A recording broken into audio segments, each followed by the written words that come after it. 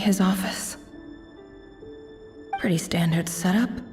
Bookshelves, paperwork, files. According to Dainsliff, Rerir used to be an intelligence operative. Chances are there's plenty of top-secret intel stashed away in this room. Is this where you keep your secrets, Rerir? Can't say I'm not looking forward to this.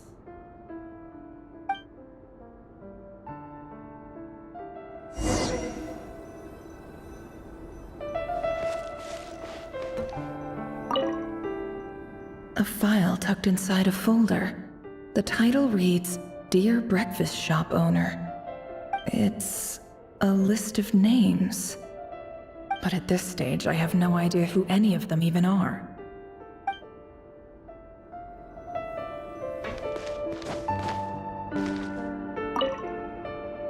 Wonder what kind of encryption technique this is. Seems like it has to be inserted into that camouflage device nearby. Aha! It's an audio recording. Please, hear me out. I can't shake this feeling that someone's been spying on our house. No, I'm not being paranoid. It's true. I saw someone dressed in all black. It was a couple of days back, but that was on another street, not near my house. I swear, I know what I saw! There's a note in the margin. Surveillance of the run for their residence has concluded. We apprehended the target and filed the mission report last night. Could the voice in the recording belong to one of Rerir's targets?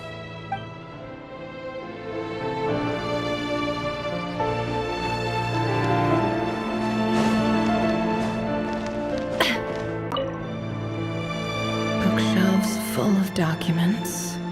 Looks like these are all files, packed with the personal details of individual Conrians. The Crimson Moon dynasty preceded the eclipse. Since Rerir worked as a secret agent during the latter, it stands to reason that he was tasked with purging remnants of the old dynasty. Yep, lines up exactly with what Dainsliff told me.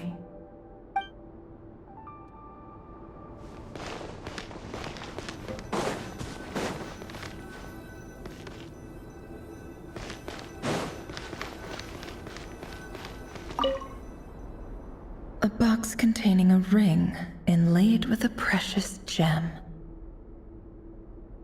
Must be for his girlfriend.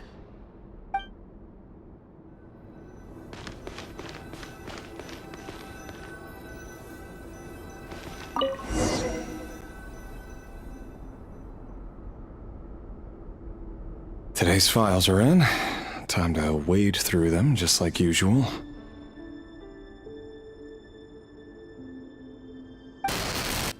Male, 51. Occupation, cook. Confirmed Crimson Moon descendant. Has maintained frequent contact with other descendants over the past year. Poses a threat to the dynasty. Neutralized.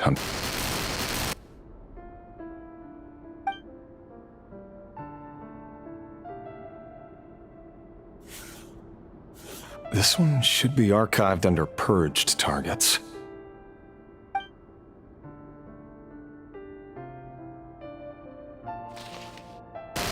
Female, 23. Occupation, office clerk. Confirmed Crimson Moon descendant. Has maintained frequent contact with other descendants over the past year. Poses a threat to the dynasty. Neutralized.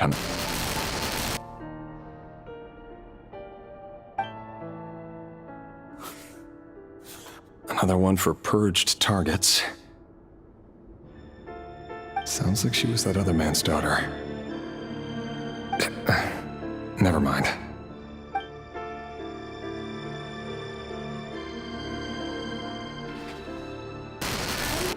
Male, 40. Occupation, teacher. Confirmed Crimson Moon descendant. Has been observed making contact with other descendants during the past year. Poses a threat to the dynasty. Neutralized on...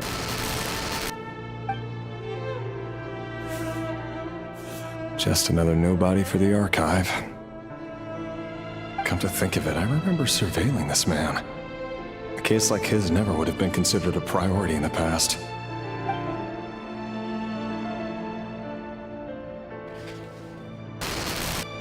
Female, 16. Occupation, none. Orphan and confirmed Crimson Moon descendant. Has been observed making contact with other descendants during the past year. Poses a threat to the dynasty. Neutralized on...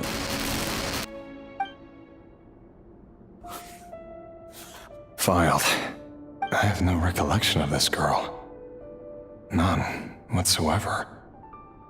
She doesn't seem to be anyone important, but then again, how many of them really are?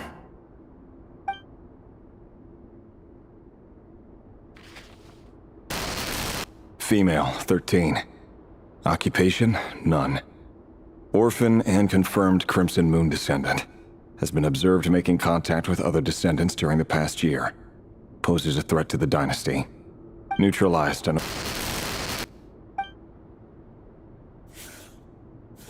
Filed.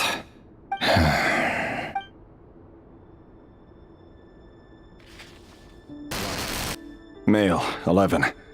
Occupation, none. Orphan and confirmed Crimson Moon descendant. Has not been observed making any contact with other descendants during the past year. Poses a threat to the dynasty. Neutralized on...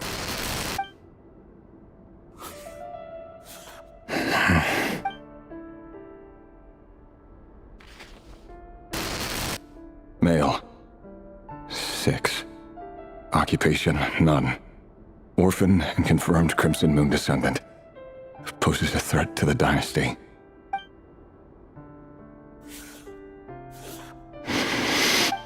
It's funny, isn't it? Your job is becoming both harder and easier at the same time, depending on how you look at it. Sooner or later, the Crimson Moon descendants will be completely wiped out. But as their numbers dwindle, they become harder and harder to track down. That's not how it is. Fortunately, however, most of the able-bodied adults have already been taken care of. The remaining weaklings will be increasingly easy to deal with. No! No. My job is to ensure the survival of the Eclipse Dynasty. And the only way to do that is by eliminating any and all potential threats. It's a perfectly legitimate line of work. Every single one of my colleagues can attest to my fairness. And if my friends were aware of the facts, I know they'd back me up too.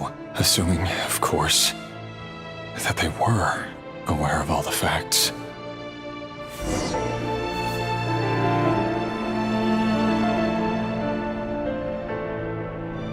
He looks even gloomier than last time.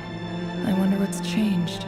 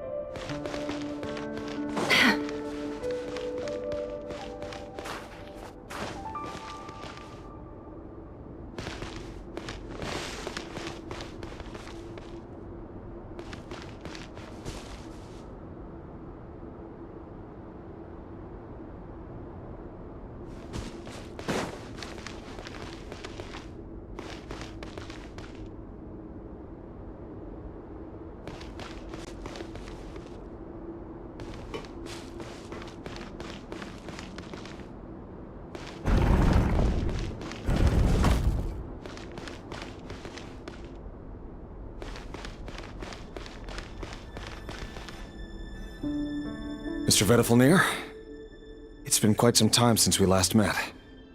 Rerir, I trust you're here because you have something important to discuss. Forgive me. I wasn't tuning out, it's just, I noticed you didn't even phrase that as a question. As if you knew I was coming.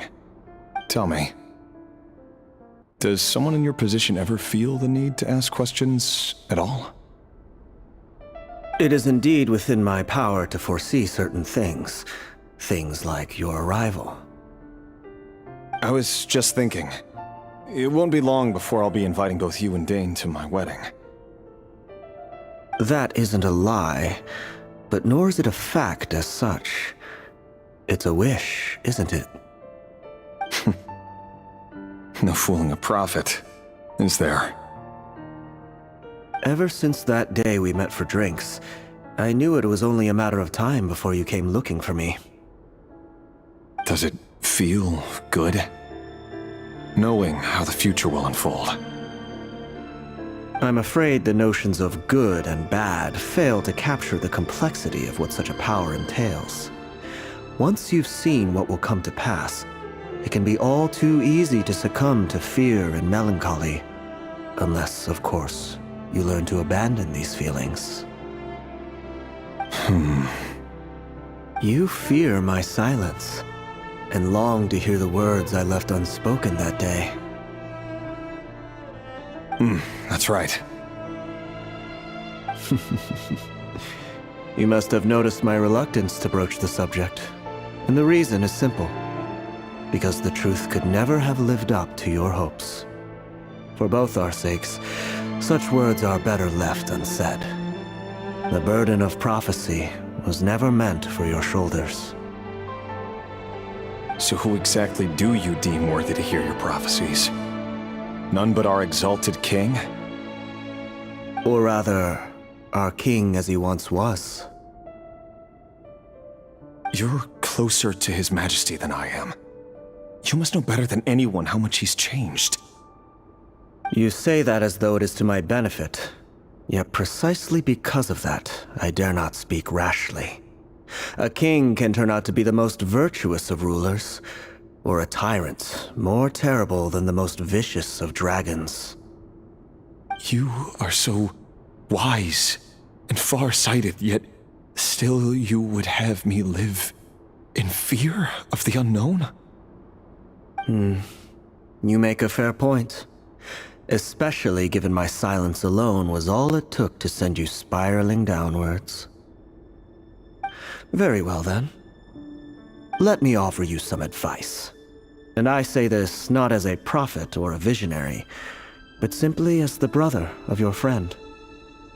For many reasons, there is very little chance of your marriage ending in happiness. If happiness is what you seek, you should find another fiancé.